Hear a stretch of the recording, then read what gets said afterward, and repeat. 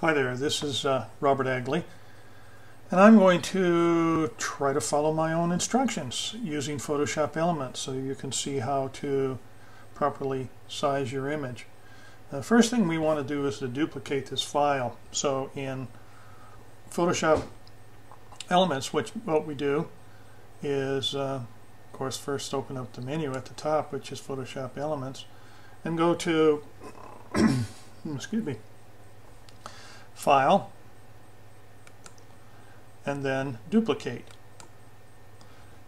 You can see that we're going to have a second file that's called the copy file. Okay, now we have two files. We have the copy file and we have the original file. My normal procedure is to dump the original file. The reason is then you don't mistakenly make changes to it, save it as a reduced file, particularly if this is your archived original image. So I'm going to close that, and of course there's a bunch of gibberish. It tells me what. Now I have just the file that is the copy file. Now, the first thing I want to do with this is make certain that it's an 8-bit mode. 8-bit because that's what the projector sees best. So I'm going to go to Image and Mode, and we can see here that it does give me the choice of 8 bits per channel. If this particular thing is not open, if it's grayed out, it means your file is already 8-bit, so don't worry about it. In this case, it's a huge TIFF file, so I'm going to click on 8 bits. Okay, now it's 8-bit. We're going to want to change it to the appropriate size for the projector, and that's a pretty easy thing to do. So you're going to go to, again, to Image. Only this time we're going to visit Resize and go to, come on, cooperate here, Image Size. Here are the pixel boxes. Normally all you have to do is change the height, and you'll find that the dimension for your width takes care of itself. It'll be less than 1280. In this case, that's exactly what happens. So now I have a file that's 720 pixels high and 1083 wide. That is below the maximum of 1280 by 720, so I'm in good shape.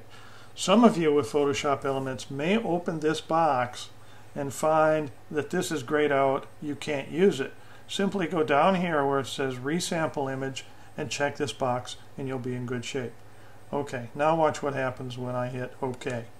We're going to get this little dinky image. So although this isn't in instructions, this is simple to fix. You just go up to View, Fit on Screen, and now you got a peachy keen image that's the right size. We want to make certain that the color space is sRGB. In my particular case, I can almost guarantee that this photo is not in the sRGB color space because I use another one for print purposes. So to find that, again, we go to our little favorite here, Image, only this time we're going to go Convert Color Profile. And when we go to that, we find that, guess what? It is already converted to sRGB profile. Isn't that sweet? Okay, so we're all set. So forget my previous comment. We know it's sRGB. If this is not grayed out, if sRGB is showing, then you would want to click on it, of course. Now, if you want to sharpen your image, this is when to do it, because you've already got it sized, you got your color, you got all that handled. I'm going to leave that up to you in terms of sharpening. Typically, if I sharpen, I use about an amount of about 150. And that seems to take care of it for projecting images. But just for the sake of moving along here, I'm not going to go into that. What I want to do is something that's far more important, and that's to finish your image to give it a polished look. And you do that by applying a thing called a keyline, which is relatively simple. On the Mac, what I do is I hit the Command A, which means basically all. And if this was the PC, it would be Control A.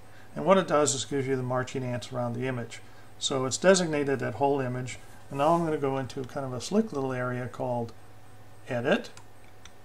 And I'm going to go to Stroke. And when I go to Stroke, it allows me to determine what the width of this little marching ants or this little outline is going to be. I have 3 pixels here, and so that it'll be seen on the screen real easily, I'm using the color white. I could click on this and then the whole palette opens up and you could select the color in here and get real fancy. Tell you what, let's do it, just so you can see what happens.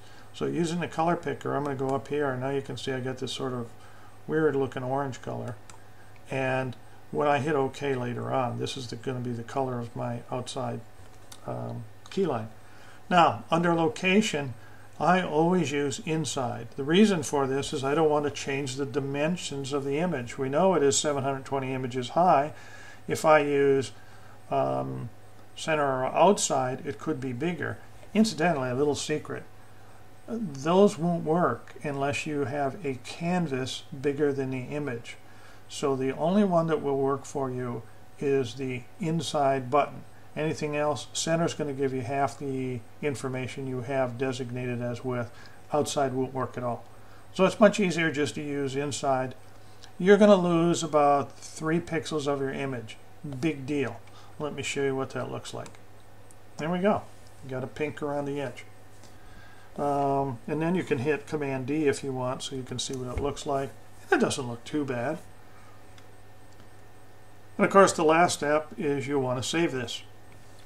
And when you save it, you want to use the command of, you want the Save As command, because you're going to change the name of this file to the proper naming protocol for the Cascade Camera Club. So if you're using a PC, it will be Shift Control S. On the Mac, it will be Shift Command S.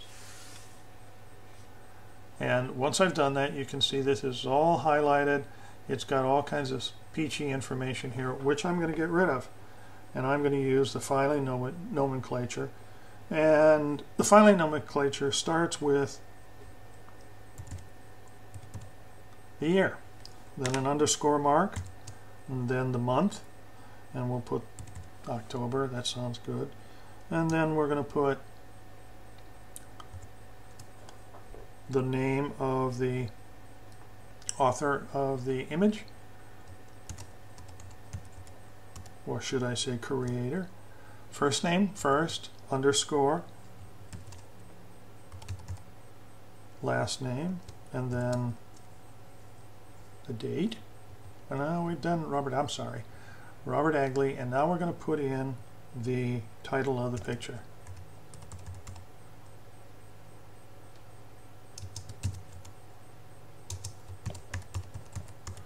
Last little piece of information we need here is this an open image or is it a theme? So we're going to say that this fit theme, and I'm going to use a capital T to indicate that that's theme. One last thing that we have to do, and it's pretty important, is we make certain that the format of this image is changed to JPEG. So here's the JPEG.